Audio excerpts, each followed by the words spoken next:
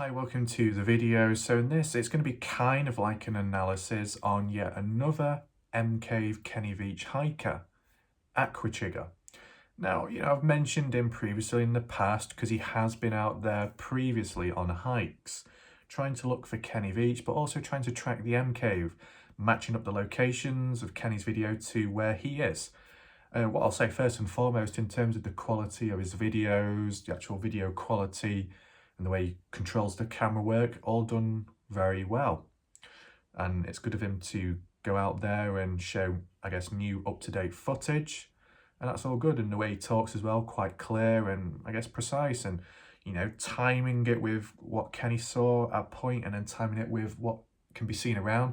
It just makes it a bit more, I guess, immersive. And you get a better sense of where Kenny was at a point in time. And has anything changed in between? We're at the next identifiable stop on Kenny's video, okay? And I'm just going to show you a quick clip from that video. But there's a square cutout right here, and the line that goes up looks kind of like a pyramid above it. And that's how we're going to know exactly where we're at. So we're standing right about where he was standing 7 years ago or 8 years ago. All right, so let's go ahead and we'll continue down the canyon. All right. So that's all good, okay? And yes, it's all good, the idea of there's other hikers and other people out there, whether it be back then, now, in the future. It's good that people are going out there because, as we've seen with previous hikers and hikers footage, a lot of things can be caught on camera, very strange things. Now, I don't know if that applies to Aquachigger's recent videos. I will have to look through them properly shortly. But as for previous videos by Aquachigger, he captured the supposed covered cave when it was in its more recent form, missing a rock and it being slightly damaged, like someone has been inspecting it. So that footage was usable and comparable to previous older footage, okay? And as well, even like some other little odd mini mysteries or odd findings by people on the GLP forum. How when Aquachigger was at a certain point when he stopped, took a breather, looking at the phone, trying to match it up with the area. There's a few trees around and stuff, vegetation, and then when he turns around with the camera, in the background you can kind of see like a weird rock formation with like a perfect line going straight down the middle. Some people were arguing, oh, could this be some kind of entrance, a cave, something hidden, a door or something? But yeah. So if we take it into summary, the positives of Aquachigger is a new hiker out there, more up-to-date footage, better visual quality and better narration, I guess. You put it all together, it enables people to look for new clues and hints which could lead to the supposed M-Cave or maybe another mystery out there. So that's all fine, that's all good. Now, we need to move on to the negatives. Being realistic. This is where resistance may come in if it's people who support Aquachigger's channel. There could be a bit of biasness, but this is me being realistic and straight to the point, okay? So yeah, maybe in Aquachigger's most recent videos, he kind of addresses the odd comment or so, like with the covered cave, how he said, yeah, and I walked past it last time, as you can see in the footage.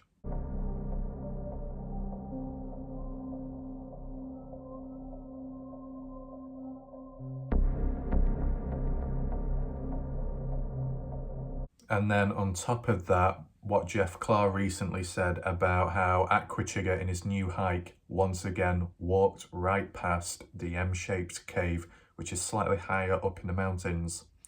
And other hikers have done so as well. This is just a photo of the cave, which Jeff Clark found at the time, just for reference, okay? So, with that in mind, this is one of the big criticisms of Aquachigger. It's the breakdown and lack of communication. When it comes to a mystery like this, communication is necessary. Whether it be between online researchers who are also analysing footage of boots on ground individual hikers, or if it's just simply between different hikers who have been out there, communication is necessary. So it's more time efficient, it's more effective. The way it seems to be is there's been a few hikers now who have been out there been in the same spot, looked around, did the best they could, and they couldn't find much. And then Aquachigger comes along. Did he take into consideration the maps and the areas which have been covered? Did he talk to any of the previous hikers? It doesn't seem like that, because Aquachigger went out there himself, did the same exact route as all the other people did, and nothing different. This is almost like some kind of thing running in parallel to all those YouTubers in the past and even to this day who repeat the same regurgitated story about Kenny Veach without adding anything new to the story. No updates, no new locations or other key points of interest, none of that, just regurgitated. And that's how it seems to be with, I guess, some of the newish hikers or some of the not so involved hikers. That's what you'd probably say it, because what also runs in parallel to all the YouTubers that cover the story of Kenny Veach who regurgitate, they're just part-timers in terms of the Kenny Veach mystery. They're casual, they just come in, briefly cover and then leave. And in a sense that could apply to Aquachigger, because he's got a big channel, he does a range of stuff, goes from location to location, so he can't really just stick to one place, one mystery. He does a range of stuff. So it's understandable, it makes sense. But to make solving the mystery, searching the area more efficient, what Aquachigger should have done was reach out to Jeff Clark. Aquachigger failed to do so. It would have been beneficial because Jeff Clark has been there himself. Jeff Clark has quite good knowledge and is good with maps. So why not reach out to Jeff? Why not reach out to Jay Chuck, who's covered a lot of distance? Why not reach out to Sean Horlacher, in which even though Aquachigger referred back to him as a YouTuber, couldn't even remember the guy's name, it clearly shows a lack of actual concentration and focus in a way. You know, no wonder why not as much new things have come out, you know what I'm saying? And what I'm mainly talking about in that area is some kind of mystery, some kind of cave, because as you know, kind of like with my opinion, I've been saying how Kenny is out there somewhere else, not in the desert. So I'm just referring to the M cave, mysterious cave thing, okay?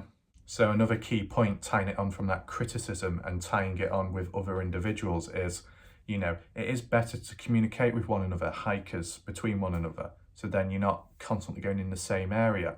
But also, more importantly, there are some places or locations which need to be looked at again, maybe such as the sword and tent location. Has anything changed? Did Aquachigger go to that area?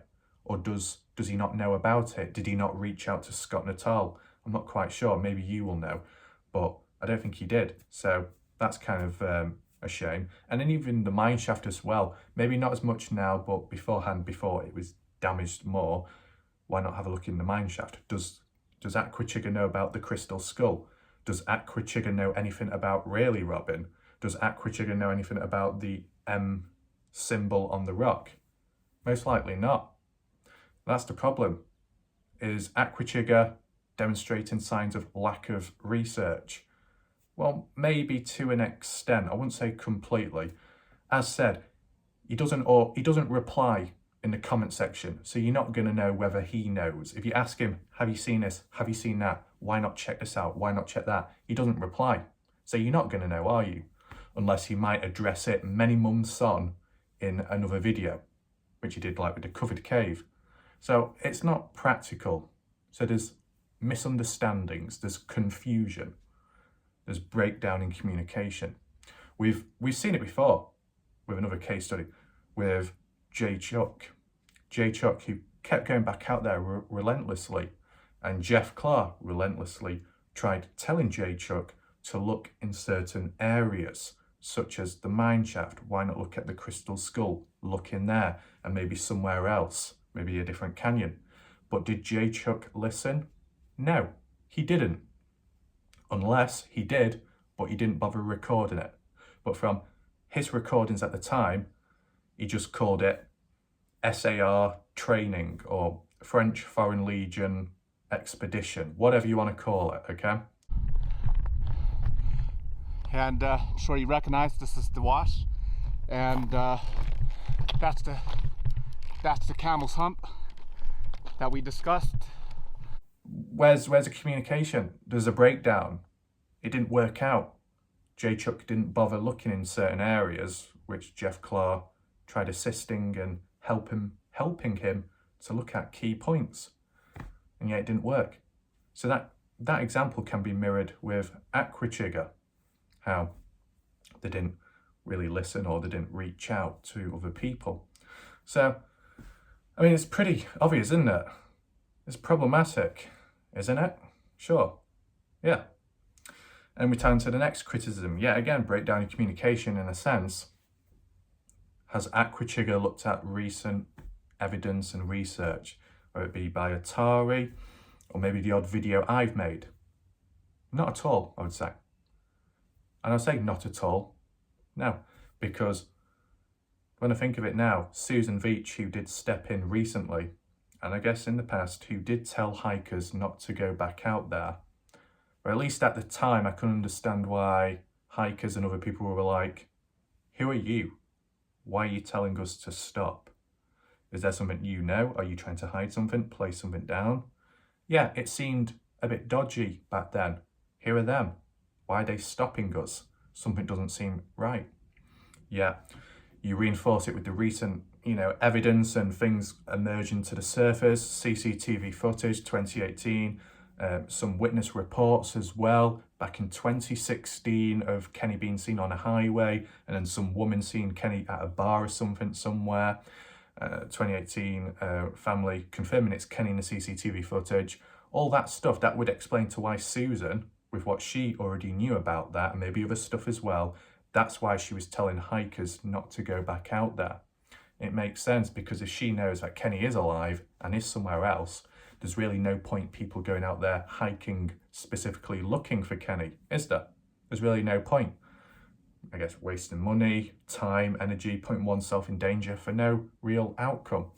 And if certain hikers aren't bothering listening to what Susan has to say, or at least not bothering looking at recent research to, slant more towards the idea that Kenny is alive, or was at least alive in a different area from the desert, if you actually bothered looking at that, then they probably wouldn't be out there searching for Kenny, would they?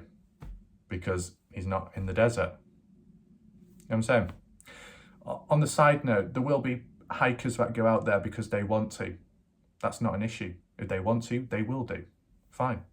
And then some of the hikers who are interested more into the M Cave and mysteries like that and the mine shaft and other stuff like Jeff Clark and some other hikers, they'll do it because they want to, or at a certain point they wanted to, regardless of what other people said. Yeah. What Aquachigger is doing is mainly looking for Kenny Veach, I'd say, because he's trying to look for bones, trying to look for remains, trying to trace him and stuff. But is there any point in that sense? Because if Kenny's not there, then really what's the point? So I think that really concludes it. It's not lots of criticisms. It's mainly just one, the communication problem, breakdown in communication, replying and reaching out to people. That's lacking. From what I can see, at least, maybe he knows more, or he has reached out, but from what I've seen from him and the lack of communication between me and him, you know what I'm saying? I can only say what I see or what I've experienced. So that's what I'm basing it off. Maybe his most latest video or upcoming video might reveal something, but from at least his previous videos and the odd newish one, it just kind of lacking in a sense. Now, he's got a big channel, big audience, so that's probably one of the possibilities to why he might not reply to people, reply to comments, because there's so many people watching and stuff. So, it does make sense. But then again, look at Frank from Exploring Abandoned Mines in Unusual Places. Nearly has over nearly 400,000 subscribers, 39 million total channel views or something, and yet he still manages to reply to people. You know what I'm saying? So he manages, it's good of him to do that, what Frank does. Why can't Aquachigger do the same? Before people say, well, it's because Aquachigger's got 500, 600,000 more subscribers. So, But there are certain ways to reach out to people. You know, you got the typical video comment section. Okay, that's where all the people are at. So your comment will get lost in the sea of all the other messages. Okay, so it's not practical there. But then you've got the community tab where even less people will comment and view. So then you can leave a comment there and it'll be more than likely read out. But that doesn't seem to apply to Aquachigger. I don't know if there's like any other like ways of reaching, but it doesn't matter at the end of the day. It's not too much of an issue, that, for me at least. I'm just trying to think it in more the eyes of like other people who might have important information or certain knowledge of the area. How would they be able to reach out to Aquachigger? I don't know if it would work. So hopefully that makes sense and it's quite clear. And yeah, you tell me what you think in the comment section. If I missed anything out, feel free to leave a comment. Thanks for watching. That's it for now. Goodbye.